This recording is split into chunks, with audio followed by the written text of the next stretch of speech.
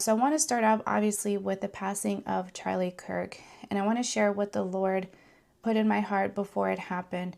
I did not see specifically for Charlie Kirk what was coming, but I did have very high prophetic activity the night before. And when I woke up, I was like, something's happening. So I want to say, first of all, Charlie Kirk's passing, I believe it could have been prevented. I believe the body of Christ was asleep. And yet it could have been prevented because of what the Lord shared with me the night before. I also want to say that as I prayed in that hour that he was shot, we didn't know if he had died or not. I prayed. And as I prayed for him and his family, I had this word of knowledge. I had this understanding that he was sitting with God, that he and Jesus were talking.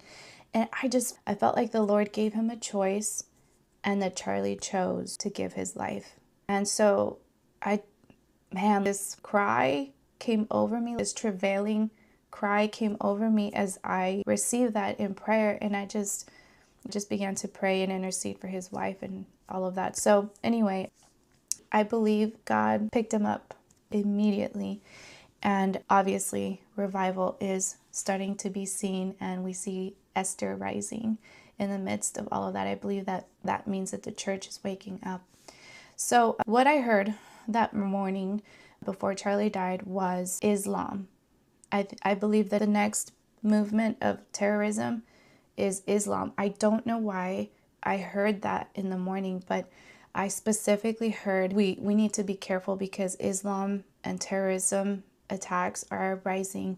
And so I need to urge the body of Christ to pray because there are Islamic pagan altars being set up as well.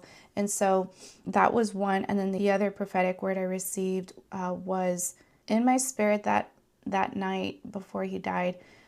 I was in New Mexico, so it wasn't Utah, it wasn't Arizona, but I was in New Mexico.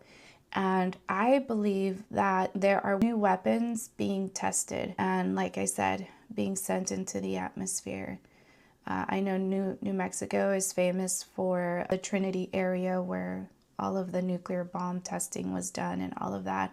So I don't know if it's specifically New Mexico, but I know that new weapons are being tested and coming. So it was kind of scary. In the dream, I was told, do not come out at night because they were testing the weapons into the atmosphere. And I didn't know, like, it felt like something on my skin. I don't know what was being tested exactly.